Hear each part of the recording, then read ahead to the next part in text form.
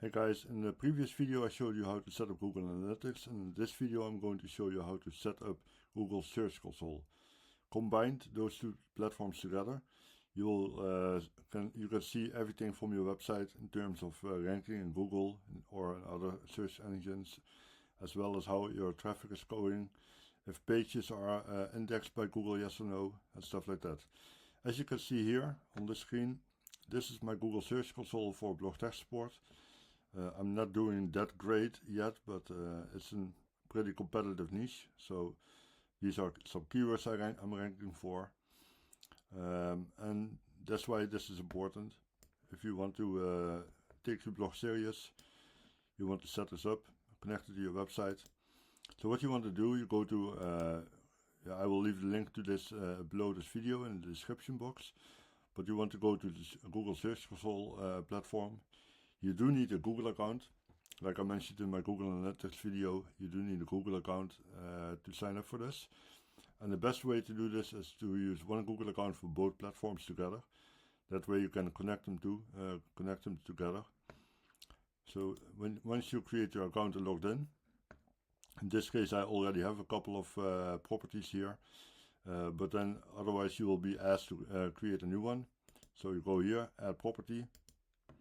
You'll be prompted with this screen, and here they will ask you for your domain name.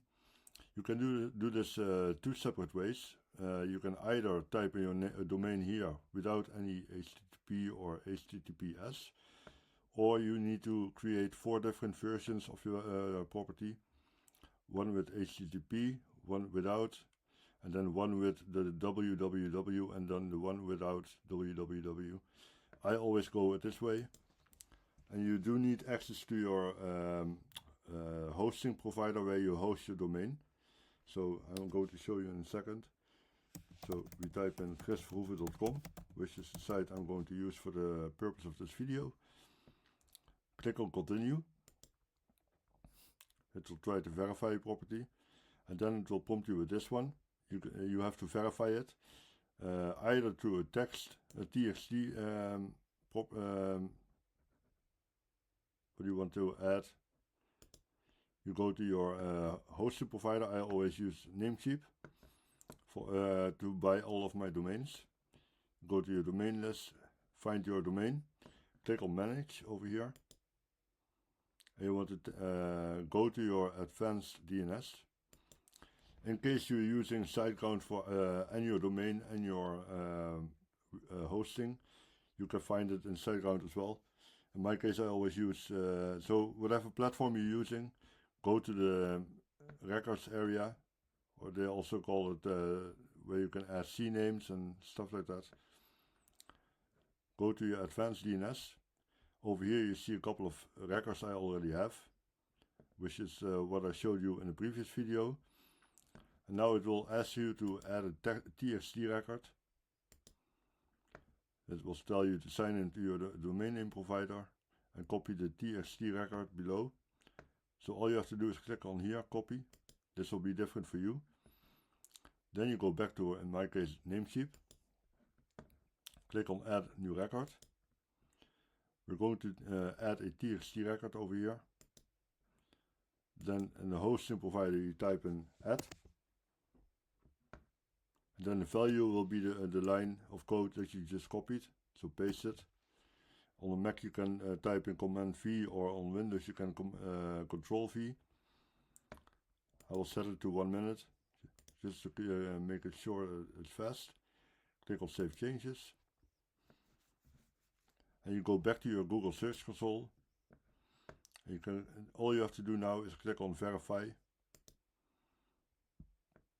Now it will tell you it failed. Click on OK, and you have to try it a couple of times. And I set it to 1 minute, so within 1 minute it should be okay.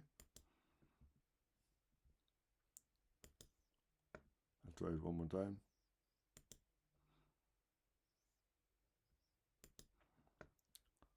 And this usually takes very quickly, so okay. This is done. You can click either done or go to property. Now we go to the property.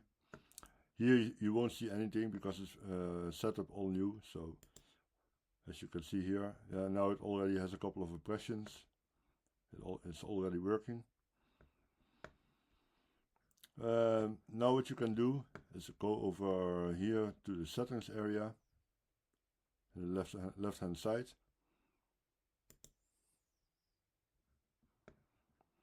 And then